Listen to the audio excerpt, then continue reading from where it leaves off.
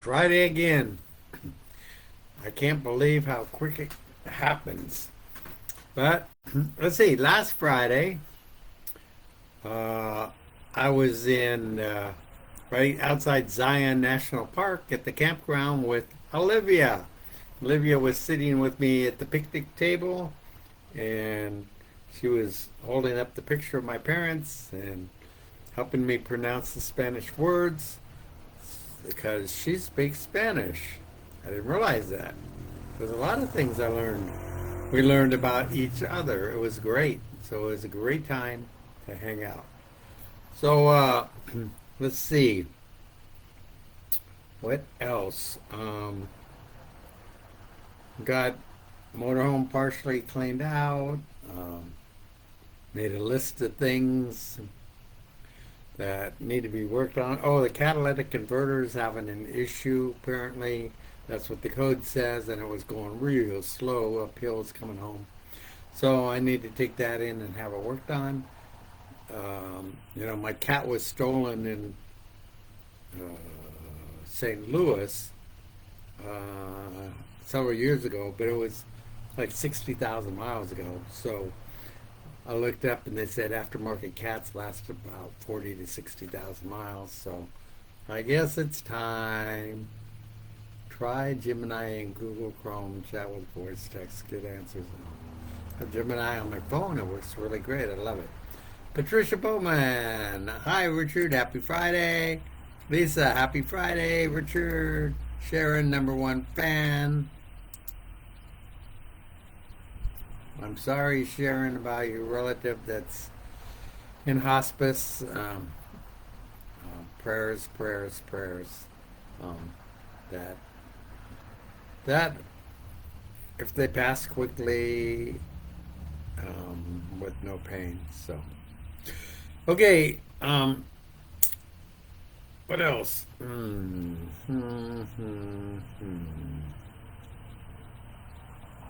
don't know. You guys kind of followed me on my trip going up there to Zion. Zion was really cool. Really enjoyed it. Really beautiful. We hiked around a bit. Um, we didn't do a lot of long hikes, but we did like hike like 6.5 miles or something like that um, combined. So it was fun. I had a great time, and like I say, I got to know Olivia a lot better. So I think we're going to get started on the book and maybe read a little bit extra. But there's 24 pages until we get out of this, um, out of Honduras, and then we start tracking bicycles coast to coast with a sag van, sag wagon. The 25th of May, 1996. So we'll get to that one. That'll be a whole different type of story than being here in Honduras. So we're getting there. So on the 12th, the La Tribuna said that 40% of the 1,200 U.S. troops at Panamorla, pa- Pamorala, were leaving that day. Voice of America said that the Guatemalan army was in Guatemala City to help with security there. The latest U.S. space shuttle was equipped with a new type of radar to map the Andes and look for lost ancient cities. It could penetrate as far as 3 feet under the surface of the ground. I finished reading To Love a Rouge and began reading Marche by Chet Hogan. The 13th, we walked east of town and were shown the newly completed school of the tribe. Max didn't return on the 12th, but he did about 8 p.m. this day with the Subaru and lots of medicines, but no mail. We saw 21 patients. Voice America reported that the Guatemala and Peace Corps people were returning to their sites. Little pop up there about malware. Looks like no more comments yet. 14 April 1994. So why does he write the date one way sometimes and another way? I don't know. We saw a group of men from Subriana gathered in the main road east of the clinic, several of whom we recognized. We didn't learn that day what it was all about. That afternoon, three young men came and visited us. They were all in um, Peace Corps, Peace Corps uniforms. One was based in El Progreso and was an engineer. He was due to return home after completing his tour in another 10 days. The other two were looking for a place to live in Subriana because they would be based there and would be working with the neighboring villagers to get them potable water supplies. One was an engineer. We offered them a temporary place to spend the night, but they already had a place to stay. Voice of America reported that the entire football soccer team of Haiti tried to defect at the U.S. Embassy in Trinidad, but was rebuffed. They were afraid to return to Haiti for fear they would be killed. Over Iraq, two U.S. fighter jets mistakenly shot down two U.S. helicopters and 26 were killed. Friday, the 15th of April, Betty took the day off because she said that the day before was some kind of holiday and she worked.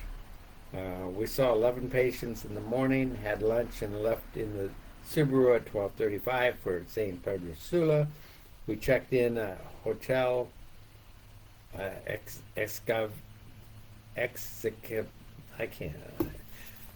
Executive at 2:45, then went to AIEH where we saw Dr. Joyce. There was no mail, so we went to the post office and found the AIEH mailbox jammed full of mail that we took back to AIEH. We had a lot of mail, including one from the minister in Laconia, New Hampshire. We went back to the hotel, and the water that had been off most of the day came on at 5, and the electricity went off at 5:05. We went to Joyce and Pepe's restaurant and had delicious lobster stuffed with shrimp.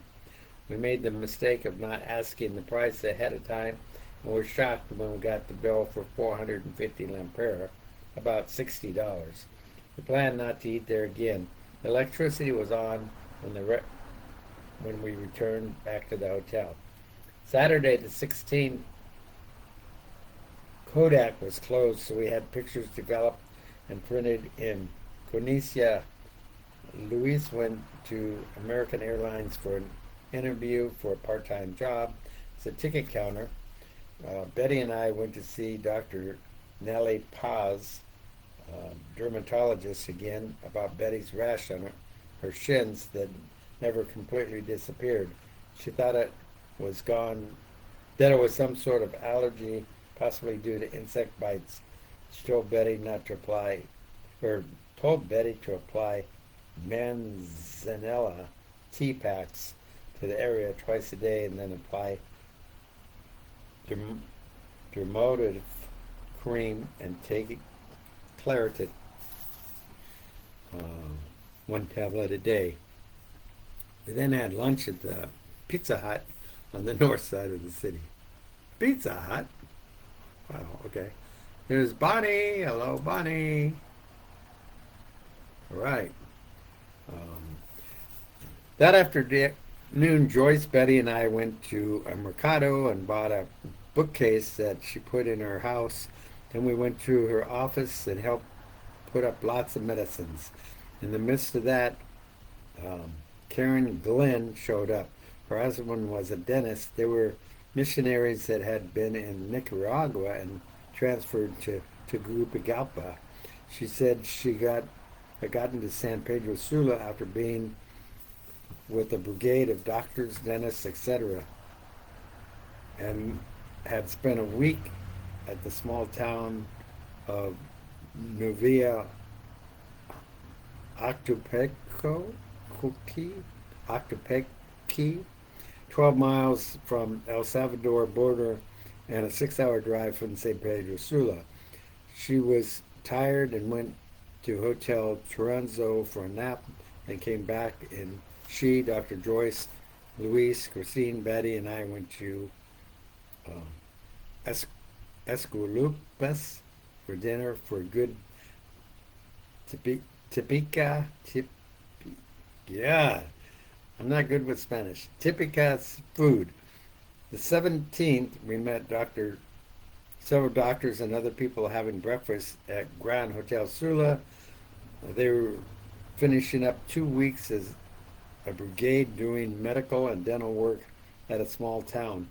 Later, we bought vegetables and fruits. We learned that we would have to inventory all the medicines at Subriana in the next few days. We left in the Subaru at 5 p.m. and had ice cream and 7-Up at Santa Rita, picked up a couple of people and took them to Subriana.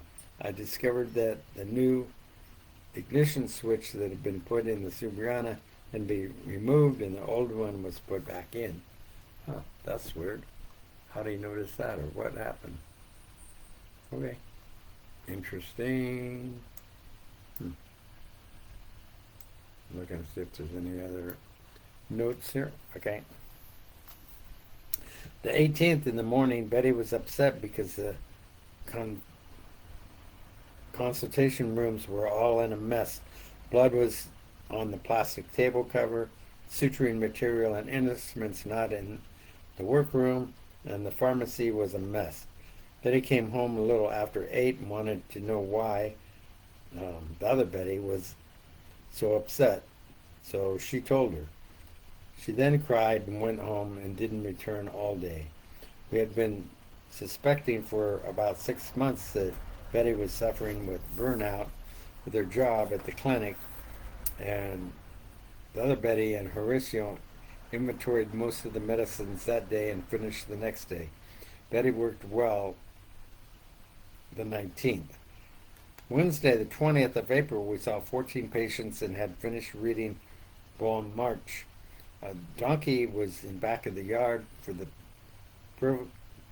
previous several days. It had been in the yard, having learned how to open the gate by the church and ignoring Rambo's barking at it. Water was off most of the day and electricity off part of the day. The 22nd, Max and Horacio left at 6:30 in the morning for San Pedro Sula. We saw 25 patients. The electricity was off from 12:30 to 5:30. The La Tribuna newspaper had big red headlines of emergencia. It said that unless larger rains came soon to restore water in the El Cajon Reservoir, the power plant would have to shut down. Currently, it was operating at 60% of capacity and had started rolling blackouts throughout the country. They had not yet demothballed any of the several fossil fuel generating plants.